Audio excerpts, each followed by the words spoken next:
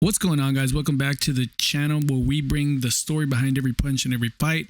Today we have Andre Ward from his YouTube channel breaking down the Canelo Alvarez and Crawford fight. I really do like Andre Ward. For all of you who like his commentary or like his style of boxing, I think he's a good boxing brain. He's one of those kind of Roy Jones type of analysts. He makes good points all the way to the end, so stick around so you can understand all the styles, all the things that matter in this fight. If you got some skin in the game in this fight, whether it's a bet or whether you're just going for a particular boxer, he does a really good job.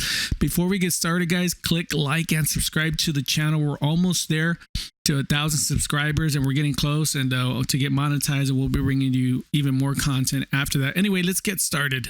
Risk in a different way, facing a smaller fighter who is not the average smaller fighter. And Terence Crawford, who is physically strong himself, he's unafraid, he too can punch, and is extremely versatile in the ring.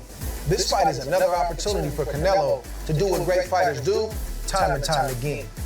Silence your critics while proving to yourself and the world once again that you are who you say you are. This matchup is not just about legacy, but bigger and better legacy. Let's go into the war room to see how they get it done.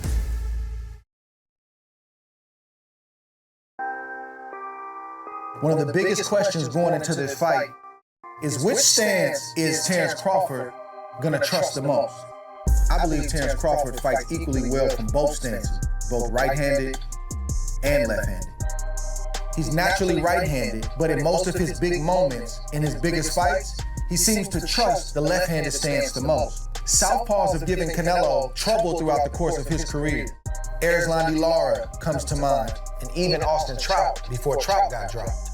It's a different look for the right-hander Canelo. He has to project and throw his punches in a different way, and the movements are different.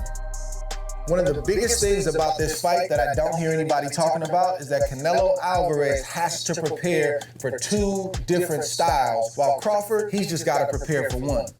Canelo doesn't know if Crawford is going to be right-handed or left-handed, or if he's going to switch midway through the fight. That's something we got to keep an eye on throughout the course of the fight, because he's going to constantly keep thinking while Terence Crawford is setting up his shots, getting his game plan in place. Yeah, so let's stop there. I want to comment on a couple of things that Ward said. I think every southpaw, I've never heard of, as boxing commentary, like everyone, this boxer does really excellent with southpaws. Usually boxing southpaws give everybody problems. Number two, the second point, he has to get prepared for two styles. Yeah, sure. But I think at this level, with Canelo's experience, it's not something hard to overcome. He can adjust on the spot, I believe. But it is an advantage for Terence Crawford that he can give him two good looks. Let's not get it twisted. Many would say that Terence Crawford historically is a slow starter. Takes him 2 to 3 rounds to get his engine warmed up. I look at it like he's collecting data. He's not in a rush to let his hands go until he's comfortable with his range, where he can deliver punches and not get countered in return. One of the key signs that Terence Crawford has collected enough data to move forward and start to implement his game plan is when he comes off his toes, he's no longer moving as much. He starts to settle down more, and he starts to look more offensive. You start to see those heavy, hard punches that he likes to throw land frequently and more often. That's how you know Crawford is settled. He's collected enough data to move forward. One thing about Terence Crawford is when he starts to get comfortable in the ring, you see the eagerness in his body movements as he tries to get in range to land his big shots.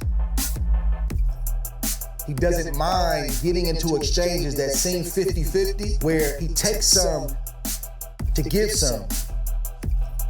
That's been very effective for Crawford throughout the course of his career, but he's got to be careful with Canelo, especially early, because Canelo's fresh and most think that he's the heavier puncher. I think he is going the heavier puncher, Ward. There's no way that Crawford goes up technically 3 weight classes and he's going to be the heavier puncher than Canelo. I think that's a little disrespectful from Andre Ward, but I don't think he's trying to do it on purpose. But I think we're giving Crawford a little too much credit when it comes to his power. He's a powerful guy. He's going to have snap in his punch, but Canelo's going to be the harder puncher that night.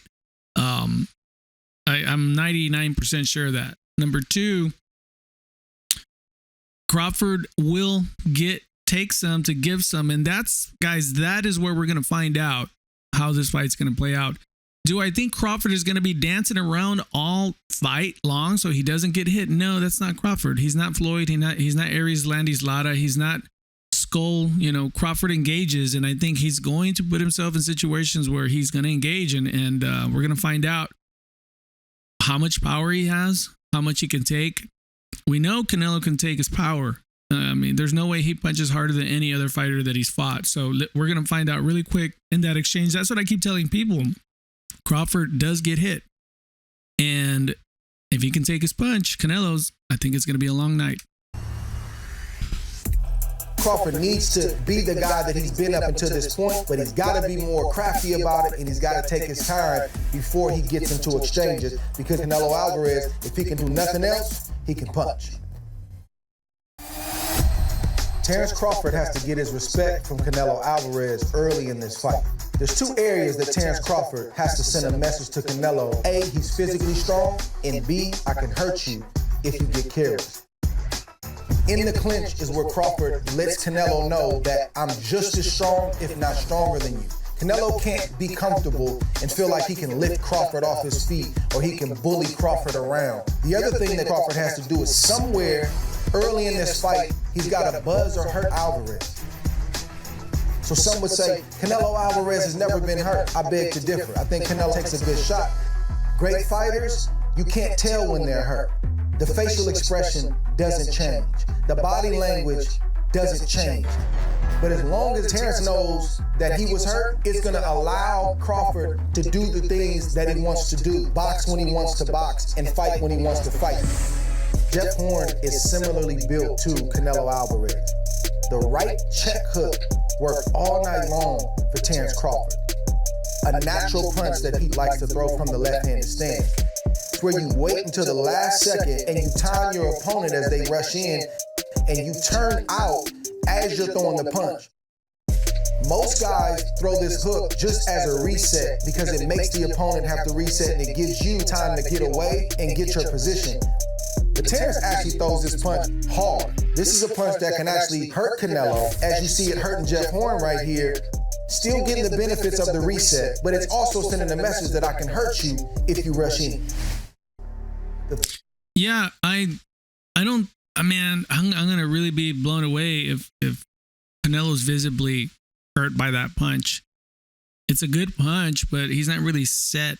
And I don't know if he can really hurt him. Can he stun him? Yeah, and nobody wants to get hit just to get hit.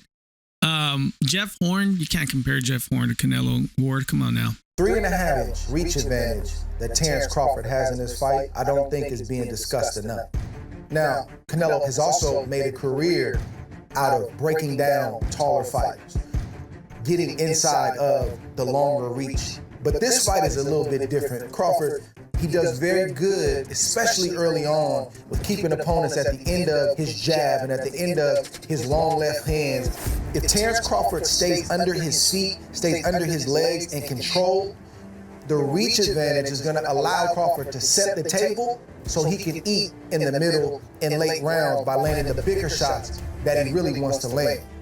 But if Crawford gets anxious, if Crawford is too eager, he can do what he did in the Sean Porter fight. Sean Porter was a lot shorter. There was a big reach advantage in that fight as well. Somehow, some way, Sean Porter is landing right hands in the exchange. He's landing single big shots because Crawford wasn't disciplined with his reach advantage. There's no way that a smaller fighter is supposed to reach you like that, especially early on. I don't think Terence Crawford is going to do that in this fight.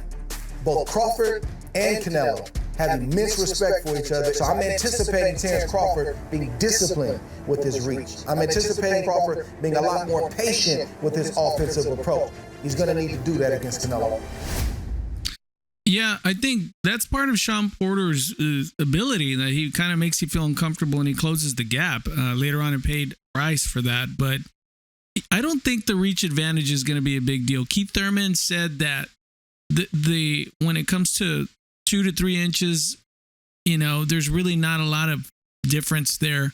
They're going to be in each other's space and they're going to be there to hit each other. So I think what I do understand from Ward here is that he's going to have to keep Canelo at bay by constantly having a jab in his face and having some sort of created space for him to not, at least move away when something's coming at him. But yeah, I don't think reach is going to be a deal here.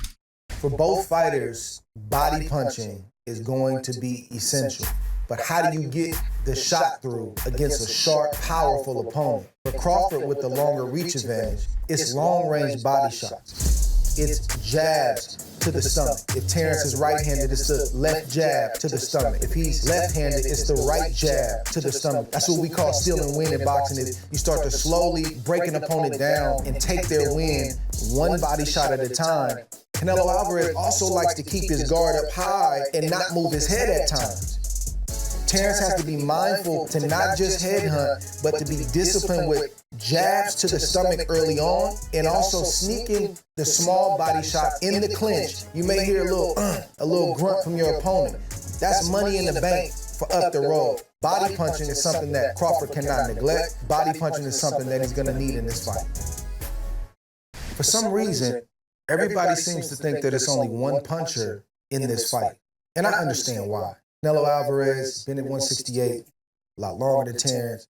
Crawford has been a career 35-pounder. Then he moved up to 40. Then he moved up to 47. And he just recently moved up to 154 pounds against Israel Madrimov. A lot of people didn't like that performance from Crawford, and it was his first decision victory since 2017 against Felix Diaz. It's this foreshadowing that Crawford's power is not moving up in weight along with him. Prior to Madrimov, he was on an 11-fight knockout streak. Will the power follow Crawford to 168 pounds? And can Crawford take the power of a full-fledged super middleweight? Regardless of Canelo being perceived as the bigger puncher, he's not the only puncher in this fight. That being said, it's going to be the accuracy and punch placement from Crawford that's going to put him in position to land the shot against Canelo that he doesn't see. If Crawford is able to hurt Canelo, he's going to be merciless with the finish, as Crawford is one of the greatest finishers of this era, and I believe one of the greatest finishers of all time. That's what Crawford has to do to get the job done September 13th. Yeah, so when it comes to Crawford's power, and if he could take the punch, he's more likely to be able to take the punch at 168 than to hurt Canelo at 168. Hear what I just said. He's probably more likely going to have the capacity to take Canelo's punch than to actually hurt Canelo. I think he can catch him by surprise and bother him with his power. To hurt him, oh man, if he does, that's going to be an impressive feat. I don't think that's going to happen. What do you guys think? Do you think Crawford will be able to hurt Canelo at 168, even though he didn't do it with Madrimov? Let me know. Let's move on to Canelo Alvarez. It's going to be interesting to see what strategy Alvarez applies early in this fight. Will he be his usual self, where he's cutting off the ring, slowly applying pressure and trying to make the ring seem as if it's shrinking? Or will he use a strategy he used against Golovkin early on, where he's respecting the power of his opponent and he'll choose to collect data a different way, with subtle movements around the perimeter of the ring, probing with a jab, but not being overly aggressive?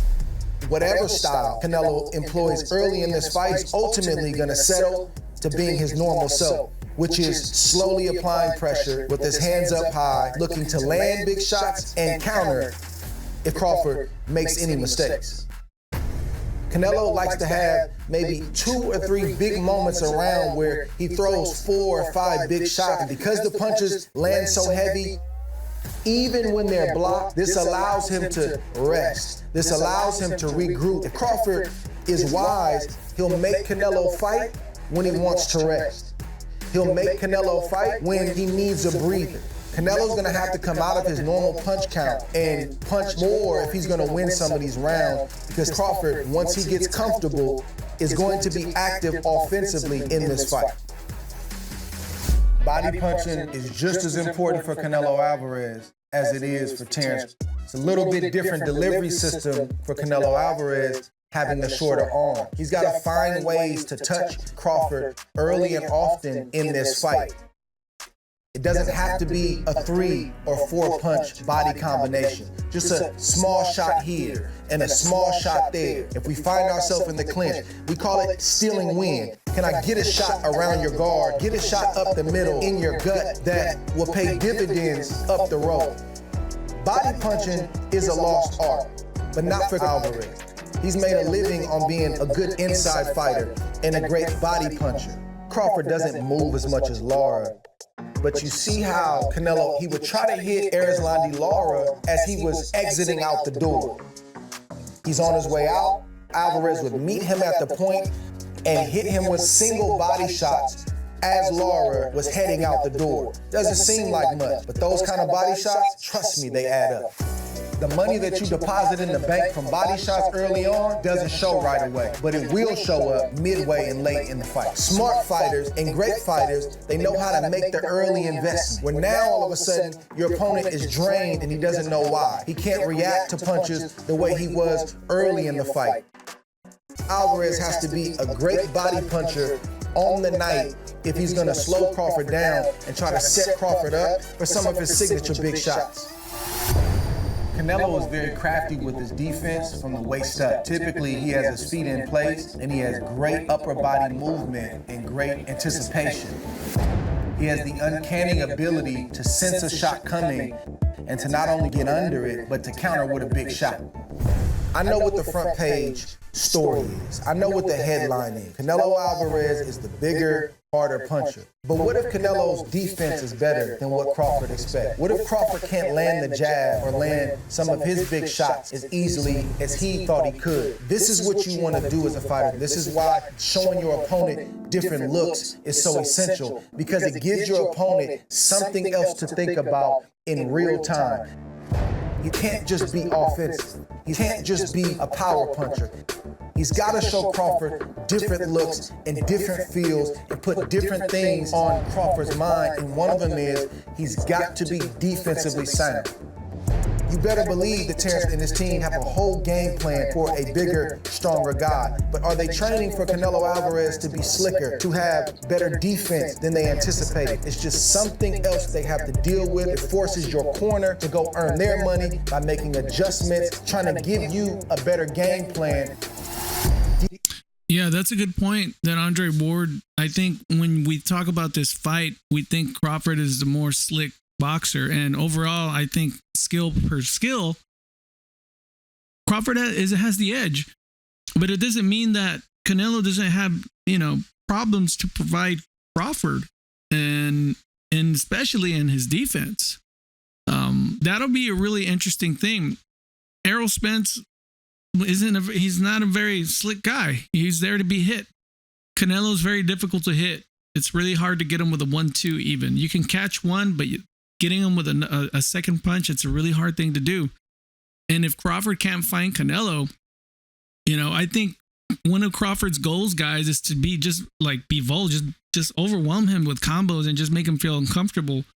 But Bivol had snap behind those punches. So Crawford can't find him. I think it's going to frustrate him, and they're going to have to make adjustments during the fight. We'll see. Good points by Andre Ward. He has a couple more. Let's listen in. Defense is important, and he also doesn't want to give up too many shots to Terrence Crawford, because if I start to land early and often, what's going to happen? Crawford's confidence is going to go up. You'll see Crawford move less and start to punch more. If Terrence Crawford is punching more, that's trouble for Canelo Alvarez, because Crawford sees something. He instinctively feels something, and he senses that it's the right time to go in and try to get his shots through. If he can send the message to Crawford that my defense is better, I'm a lot sharper, I'm a lot more in tune with your offense than you thought, that's something else that Crawford has to process while at the same time trying to implement his own game plan. I want to see if Canelo Alvarez can draw Terrence into a firefight mid-range and in close. Can Canelo Alvarez make Terrence Crawford fight him in a phone booth? Can Canelo draw Terrence into the kind of fight that Terrence typically doesn't fight? Can Canelo Alvarez cut that 3.5-inch reach disadvantage down by convincing Crawford that you should fight me here. If you want this undisputed super middleweight championship, this is where the fight needs to be fought. Can Canelo Alvarez draw Crawford into this space, into this kind of fight? Because we've seen Crawford throw body shots in his previous fight, but we haven't seen him fight in a sustained way, in the pocket, in a phone booth like that. Is Canelo the person to bring that out of Crawford, and can he draw Crawford into that kind of fight? Canelo has perfected the art of the feint. You've seen this throughout the course of his career, but most recently, you see this in his fight with Edgar Berlanga. Canelo looked low as if he was throwing a body shot, but he explodes to the head and drops Berlanga. The difference between Canelo and most fighters is when Canelo feints a fighter out of position. Yeah, so we already went over that. I think Crawford is going to have engagement with Canelo in spots. If you haven't seen Crawford, if you're a casual, you probably aren't familiar what Crawford does. But when you hit Crawford, he's going to want to get it back. And I wonder if Canelo hits him really hard, if Crawford's going to do what he always does. Okay, you hit me, I'm going to get you back. If that happens, I think that's going to be trouble for Crawford. I think he's too smart for that, guys. But sometimes your ego isn't your amigo, man. It gets the best of you, and you want to get, like they say, want to get your get back, right? So, guys, that's the story. That's the punch. That's ETB Sports.